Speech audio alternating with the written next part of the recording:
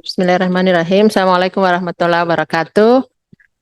Pimpinan dan anggota Komisi 5 yang saya hormati, Pak Menteri Desa dan PDT yang saya hormati, Pak Menteri Transmigrasi beserta jajaran yang saya hormati, saya Sadia Uluputi, Pak, dari Dapil Maluku. Baru pindah ke Komisi 5, Pak Menteri. Baru pulang dari Maluku ya, Pak Menteri ya. Ya, terima kasih kami sampaikan dan kami juga memberikan apresiasi kepada Menteri Desa yang sudah mendapatkan 9 kali WTP sebagai satu indikator bahwa penggunaan anggarannya akuntabel dan transparan.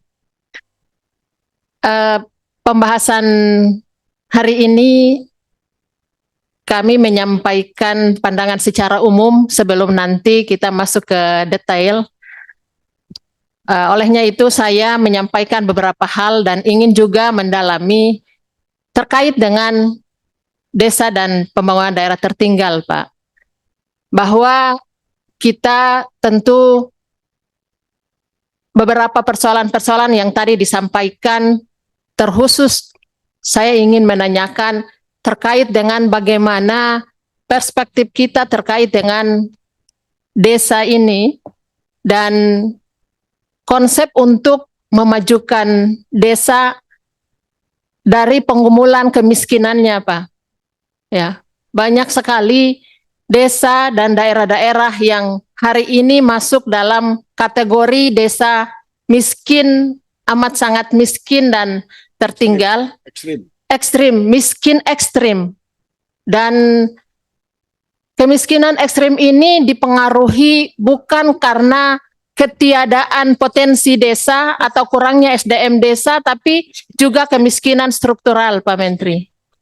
Banyak desa ataupun ya negeri desa yang penyebutan nama lainnya ini yang sebenarnya potensinya kaya tapi dimasukkan dalam kategori desa miskin, dan ini juga yang menjadi catatan besar di Kementerian Bapak, dan mungkin Bapak baru pulang juga ya dari Maluku.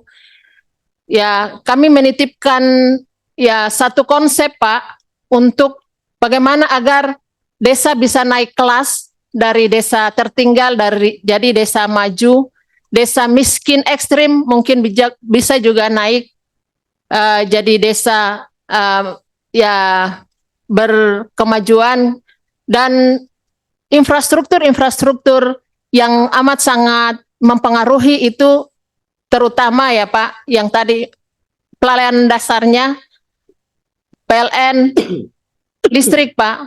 Ini untuk daerah-daerah di kawasan timur yang masuk daerah desa-desa miskin memang menjadi persoalan dasar, Pak.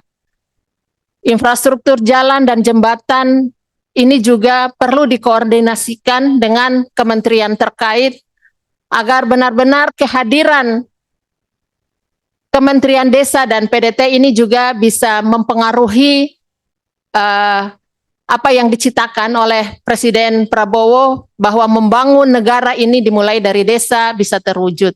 Nah, ini mungkin awal dari pertemuan kita hari ini. Yang kedua untuk Kementerian Transmigrasi ya Pak. Nah, di RPJMN 2025-2029 ini saya melihat ada 45 kawasan transmigrasi yang masuk di dalam fokus pengembangan kawasan transmigrasi, titik-titik kawasan, dan tentu tadi transtuntas, kemudian transmigrasi prioritas dan lain-lain sebagainya. Ini tentu juga masuk di dalam peta kawasan dan RPJM ini. Nah, kami juga ingin menanyakan apakah semua daerah-daerah transmigrasi di Indonesia dari Aceh sampai Papua masuk dalam 45 kawasan ini atau tidak?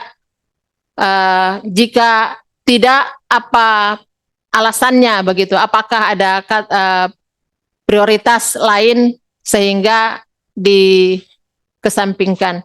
Ini dari saya Pak Ketua, terima kasih, saya kembalikan. Assalamualaikum warahmatullahi wabarakatuh.